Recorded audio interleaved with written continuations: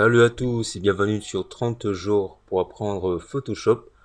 Jour numéro 24, nous allons voir comment changer l'apparence de Photoshop. Donc c'est James, on va passer sur Photoshop assez rapidement. Nous voilà donc sur Photoshop. Donc on va parler de l'apparence comme je l'ai dit. Donc qu'est-ce qu'on peut voir entre autres? On a vu pas mal de choses dans les émissions précédentes, notamment comment modifier, déplacer les panneaux ici. Comment changer son espace de travail. Et donc, je vais faire une petite révision vite fait, donc pour voir si vous avez suivi les émissions précédentes et vous montrer entre autres le changement le plus flagrant sur Photoshop, qui est notamment en fait le changement de couleur.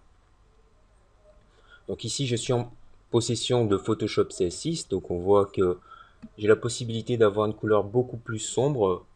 Donc je suis sur Windows, hein. J'ai une couleur beaucoup plus sombre par rapport au CS6. Voilà. Et donc pour changer la couleur ici pour changer l'interface de mon Photoshop, il me suffit tout simplement de me rendre dans le menu Édition, Préférences, ici tout en bas, Interface. Donc en cliquant ici, j'ai une petite fenêtre qui va s'ouvrir avec ici marqué Apparence. Donc on le retrouve dans Interface. Et là, j'ai la possibilité de changer les couleurs. Donc j'ai des couleurs plus sombres, une couleur un peu plus claire, donc un gris légèrement plus clair. Là, on passe d'un gris, donc ça c'est un gris qui ressemble à la version CS5, CS5, enfin je suis plus trop sûr, c'est plus trop ressemblant, donc je me rappelle plus trop, parce que j'utilise plus ces versions, donc vous avez la possibilité également dans les versions CS4 à, à CS5.5 également, donc pour le reste je suppose que oui. Je suis pas trop sûr parce que je ne l'utilise pas. Je n'ai pas utilisé les versions au-delà de la CS4. Voilà. Et donc tout simplement, il suffit de changer la couleur du thème, ensuite de valider. Donc également ici, on a une possibilité de changer le mode, donc la couleur du mode des fenêtres standard ici. Donc passer en noir, comme ceci. Ajouter nombre porté ou changer la couleur. Alors, on peut le mettre par défaut ici, donc changer la couleur en plein écran. Donc le changement ne se voit pas. Pourquoi? Parce qu'il faut passer en plein écran. Donc supposons ici, donc voilà, je passe en plein écran comme ceci. Donc si on voit que c'est en noir, je vais revenir. Ouais, interface, voilà. Et donc en plein écran, c'est en noir et je vais plutôt le mettre par défaut. Donc voilà. Après, il vous suffit tout simplement de sauvegarder. Ensuite, si par exemple, donc je vais juste revenir à une couleur normale, ma couleur, voilà, elle est mieux, je préfère celle-là. J'avais celle-là au départ. Wow, je sais plus. Bah, celle-là m'a l'air, ouais, bon bref. Voilà, donc je peux aussi changer la couleur ici de mon panneau de fenêtre en effectuant un clic droit, donc en changeant la couleur ensuite, hein, personnaliser, je peux choisir une couleur personnalisée et tout, valider, donc je vais laisser par défaut, voilà tout simplement. Donc j'ai parlé de l'espace de travail, donc l'espace de travail c'est un icône, enfin un petit onglet qui apparaît ici, donc ça c'est mon espace de travail que j'ai créé, donc avec tous mes outils ici et tout ce dont j'utilise le plus fréquemment. Il y a des espaces de travail pour la 3D, pour le mouvement, la peinture, la photographie, donc ça regroupe essentiellement tous les outils nécessaires au travail lorsqu'on veut travailler sur la photographie, en l'occurrence les mouvements ou la 3D. Donc s'il y a des outils que vous souhaitez ajouter, vous pouvez créer votre propre espace personnel à partir d'un espace de travail déjà existant. Donc je ne vais pas trop revenir là-dessus puisqu'on a déjà parlé de ceci, donc je vous invite à regarder les émissions précédentes, l'émission précédente sur l'interface, hein. Après donc voilà, donc on voit ici dans l'onglet fenêtre l'espace de travail, voilà ici tout simplement.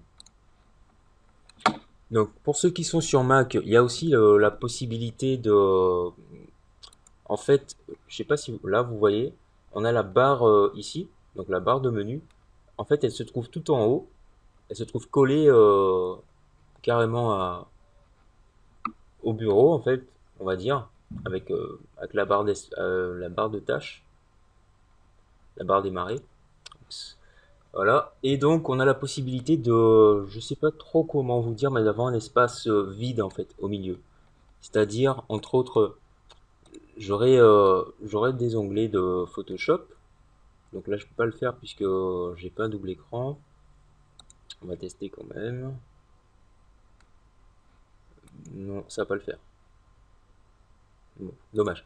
Donc, en fait, j'aurai juste le panneau outils ici, le panneau palette et la barre ici. Et donc, je peux avoir un fond vide et mon, euh, ma fenêtre avec ma composition qui sera créée quand j'aurai envie de créer une composition. Donc, c'est assez intéressant sur Mac. Moi, je trouve ça bien stylé, hein. Après, c'est au choix. Donc, il y a une option je crois, à activer. Donc, elle se trouve dans Fenêtre. Et je ne sais pas comment elle s'appelle, puisque je n'ai pas de Mac. Donc, pour ceux qui regardent l'émission et qui savent, hein, qui utilisent cette méthode, je vous invite à laisser un commentaire pour les personnes qui auraient des Mac et ne connaîtraient pas. Donc, j'espère que ça pourrait arriver sur Windows, hein, ça serait assez sympathique.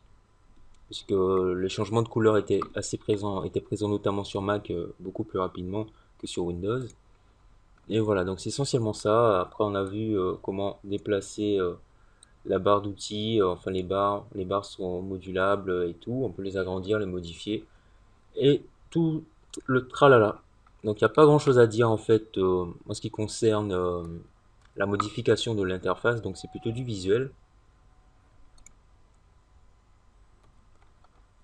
Donc voilà, cette émission touche à sa fin. C'était plutôt pour vous montrer quelques petites astuces assez rapides pour modifier l'interface. Donc ça vous permettra de connaître un peu mieux votre logiciel si vous avez envie de travailler de façon plus posée, et surtout reposer vos yeux, parce que c'est assez embêtant de voir du blanc ou une couleur assez claire constamment sur l'écran, un écran lumineux.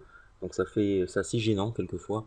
Donc, même si on peut s'y habituer, mais moi je trouve vraiment que c'est reposant, un logiciel plus sombre dans le style cinéma 4D ou Sony Vegas. Donc Sony Vegas, je pense qu'on peut changer les couleurs aussi, mais j'aime pas trop la couleur par défaut, je sais plus trop. Et voilà. Donc le gris, c'est pas ma couleur. Le noir, c'est plutôt stylé, c'est tout. Donc c'est un gris foncé, un gris noir, et c'est cool. Donc merci d'avoir regardé cet épisode, et on se reverra dans un autre épisode. Allez, peace out.